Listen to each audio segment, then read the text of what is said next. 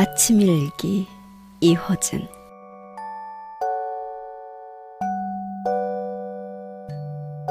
이 계절 아침 5시 40분은 여전히 밤입니다. 물러가지 못한 어둠의 잔병들이 들깨처럼 약사전 주변을 물러 다닙니다.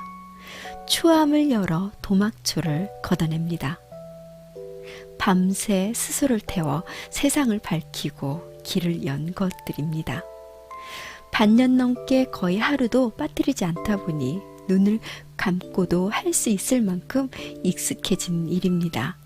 역시 맨 먼저 만나는 사람은 어느 학교의 행정처장이라는 학교 처사입니다.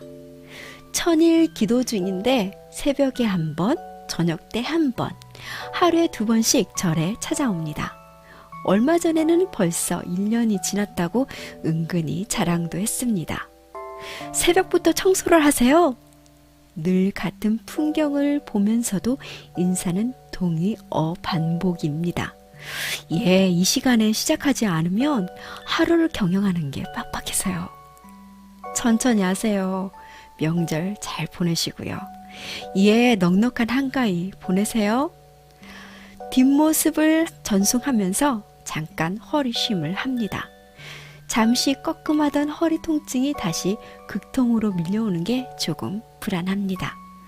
가만 생각해보면 그 통증조차도 마음이 지은 게 틀림없습니다. 요 며칠 사람 때문에 집중적으로 받은 스트레스가 원인일 겁니다. 눈 감고 귀 막고 입 다물고 살자고 들어온 절인데 그 3가지 원칙을 지켜내지 못하는 날들의 반복입니다. 늘 실패하고 또 그만큼의 후회를 하는 거죠. 그러니 그게 다시 스트레스가 되고 그 스트레스가 몸 어디엔가 영향을 주고 스스로 생각해도 참 대책 없는 사람입니다. 2번째 인사를 나누는 분도 매일 오는 보살입니다. 새벽에 와서 대웅전 기도를 마치고 내려오는 길일 겁니다. 제가 이 절에 돌아온 날부터 하루도 빠지지 않고 마주쳤습니다. 아이가 고3이라고 했던가? 아무튼 저 정도 정성이면 돌부처도 감동의 눈물을 흘릴 거라는 생각이 들고는 합니다. 그녀가 제 안부를 묻습니다. 추석사라 안 가세요? 추석 합동 차례가 있잖아요. 그거 뒷바라지 해야 해서요. 절에는 합동 차례라는 게 있습니다.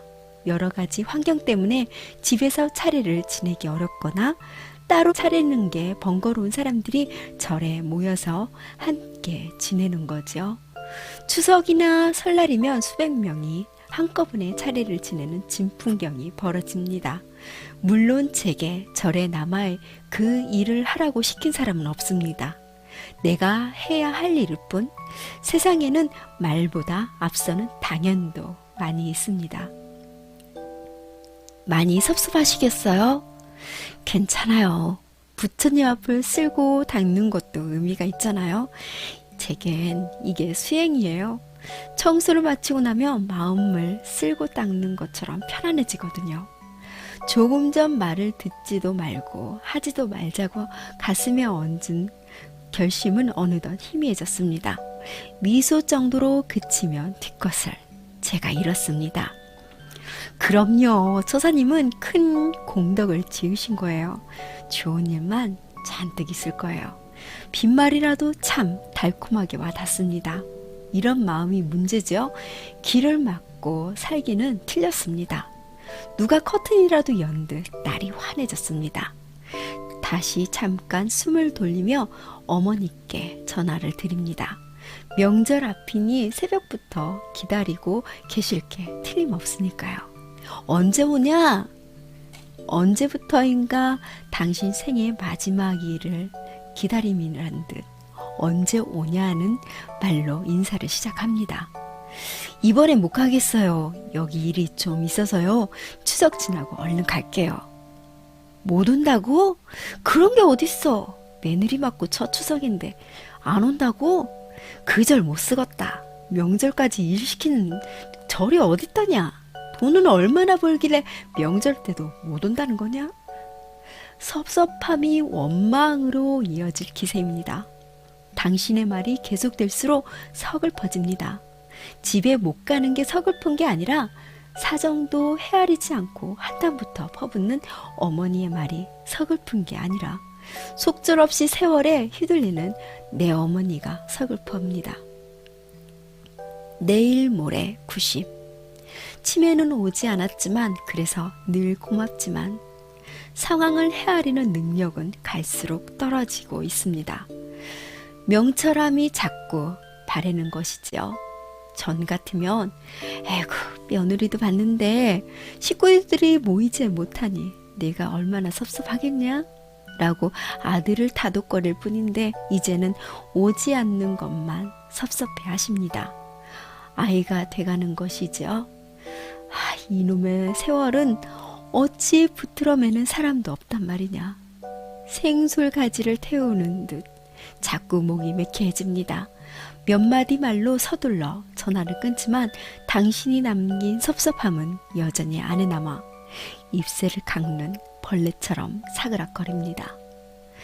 상념을 쓸어내기 위해 빗자루를 부지런히 움직이다 잠깐 숨을 돌리며 눈을 멀리 둡니다. 사람들이 살고 있는 곳입니다. 누군가는 아직 잠을 자고 있을 테고 또 누군가는 부지런히 고향으로 내일 달려가고 있을 테죠. 아무리 각박한 세상이라도 명절은 역시 마음 부른 날이니까요. 하지만 모두가 설레는 명절을 맞는 건 아니겠죠. 불행한 누군가에게는 특별히 더 불행한 날이 명절일지도 모릅니다. 고향에 가고 싶어도 못 가는 사람들도 저곳에 살고 있을 것입니다.